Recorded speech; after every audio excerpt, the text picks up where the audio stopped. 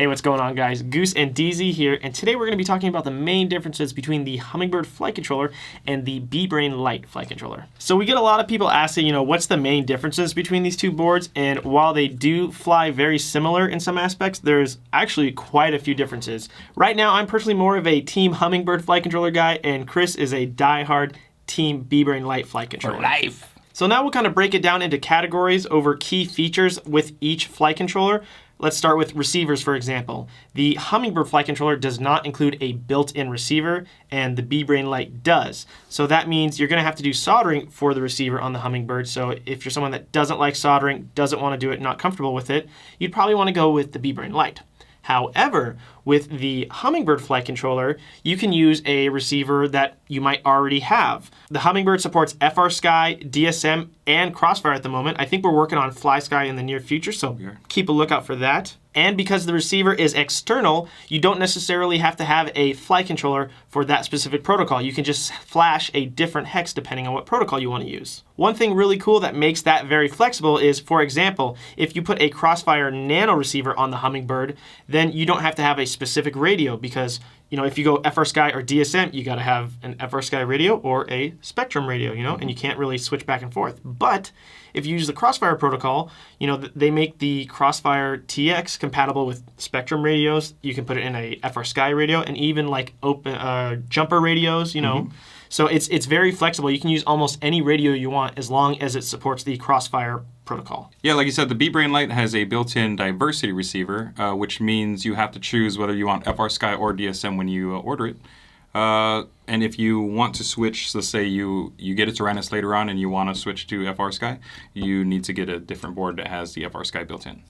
In terms of the VTX and the camera, they both have a built-in VTX, and it uses our BI camera, which is directly plugs into the flight controller, and it's using a replaceable UFL VTX antenna connector. The flight controller boards are physically the same size, so they're going to fit into the same cockroach frame that you guys all know and love. Canopy, so here's kind of a little big difference everyone asks, can you fit the Goober canopy on the Hummingbird? So because the Hummingbird mounts the receiver in the back, it actually doesn't let the Goober canopy fit there, so we don't recommend using it that way because the only way you can get it to fit is modifying it, and we would hate to have you chop up the Goober canopy.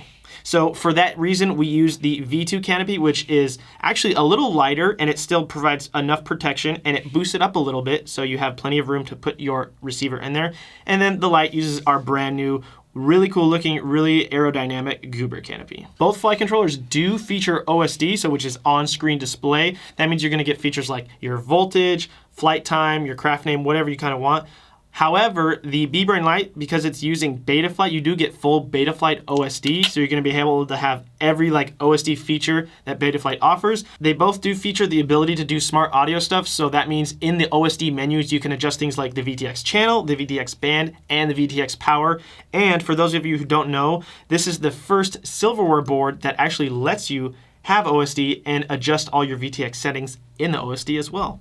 Is that because of our OSD chip? That is correct, because of our custom OSD chip that we made work with silverware.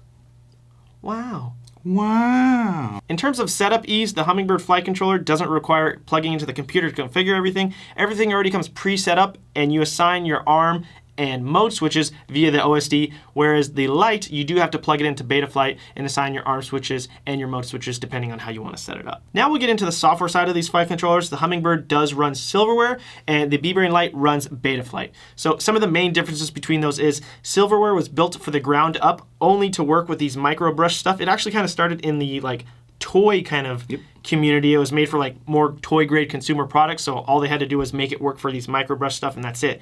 Whereas Betaflight, that was kind of built from the ground up for brushless mini quads, so the 5-inch, 3-inch stuff. That stuff will cover all the way from brushed all the way up to X-Class stuff. And that's fine and everything, but because it's covering all those different things and it has all these crazy features like LED control, brushless support, all these additional crazy filters, it does require a lot more software. And to run all that heavier code stuff, you need more powerful processors. So that's why in the BeeBrain Lite, we have a F4 processor to handle all the extra filtering and stuff that's available in Betaflight. Whereas if you tried to run that on an F0, it's just not enough processing power. But the caveat is, because this was only made to work with brushed stuff, it's super efficient and the code base is very small because we're not trying to cover it to work with brushless and all that other crazy big stuff. Having said that, because this is not using Betaflight, there is no way to exactly configure, for example, your rates, your PIDs. You can get into that, but that requires more programming kind of knowledge where you have to edit like text files that show your PIDs and your rates and all that stuff. It is possible, but it's just not as easy as plugging in a USB because the Hummingbird doesn't feature a USB plug to just plug into your computer. We do have a programming port on the bottom, but you will have to have like kind of prior knowledge on how like programming and stuff works like that to use the STM32 link program. Whereas this, you plug it in via micro USB to the computer and you've got this nice graphical interface of Betaflight that lets you go in and just click and change like how fast you want your rates. You can adjust your PIDs, you can turn filters on and off. It's very simple, it's very intuitive. There's like a million tutorials online on how to do that. In terms of flight characteristics, both of these boards fly very different but very good at the same time. For silverware, in my personal opinion, I feel it's more loose and smooth, where I feel Betaflight is more twitchy and robotic feeling.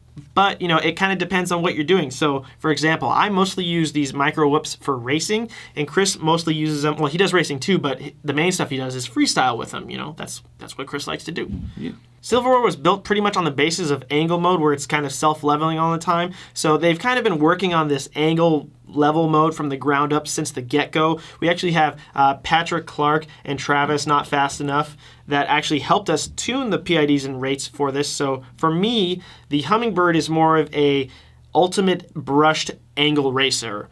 And the Lite, because it has extra features like active braking, which no other brushed whoop has, I think, in my opinion, that gives it way more flexibility and grace for freestyle. Yeah, so like you said, I fly mostly freestyle, and I do feel the active braking makes a difference, especially when you're trying to pull out of the bottom of a move or you're doing some high G maneuver. I really, really appreciate the active braking. I've flown the Hummingbird. I've tried freestyle on it. It's not my flying style. Like you said, they're different flying style. My style is a little more spastic on the throttle, a little more kind of twitchy when I fly. You'll see me do a lot of pop, pop, pop, just going down a straight line for some reason. It's just kind of how I fly. So I really like the way this feels. Like if you offered both to me, obviously I'd choose this one even at the higher price. Because for me personally, it makes sense. I like all the features. I like all the tuning. I like changing my rates. I like the onboard LEDs, they look cool. So this is my go-to. Yeah. This is your go-to? Yeah. Would you say? I mean, I would choose this for racing, but if I wanted to do freestyle, I would still stick with that. Because of that active braking, I can feel the difference too. But for racing, I don't think active braking is as important because your active braking is kind of being held back when you have self-leveling going on, you know? But let's talk about the pricing too, because these are two different price points. So for the Hummingbird flight controller, the board, the VTX built-in, and a camera and canopy starts at $34.99, which is a very competitive price for that. If you want to get, for example, a full kit that's going to give you everything you need, the frame, the motors, the props, the flight controller, the receiver, the camera, the VTX, everything you need, you just add a battery, it's $64.99. Whereas a full kit for the Lite is $99.99. So, for example, if you're a guy that just wants to get into it and you're a beginner and you don't worry about doing this crazy acrobatic freestyle stuff, and you want to get into just, you know, putt around the house or maybe go through a little race course, you want to get into racing, this is going to be a great option at a great budget price, and you're still going to get great performance because of how it's been tuned by Patrick Clark and Travis for this angle mode racing. But if you're wanting a fully featured quad where you can change your tune, you can change your rates, you can change your lights, you can tune everything to each setup you put on different motors, you can tune it perfectly to that. Active braking in the corners does help. Active braking on recovery does help. Active braking makes a huge difference to me. I'm already used to this now, so when I try to fly that, I feel like it doesn't have the same response. Where when you fly this, you feel like it's almost the opposite, right? Yeah, exactly. Yeah, so what it comes down to is your flying style, to be honest. Yeah, flying style, how many features you want and need, right, what you're going to be doing freestyle, racing, and then, you know, what your budget is. So overall, they're both great flight controllers. Like we said, it just depends what you want to do. I will have both these flight controllers linked in the video description. If you guys have any questions or comments about these, feel free to leave them in the comments below. Thank you guys for watching, and we'll see you in the next video.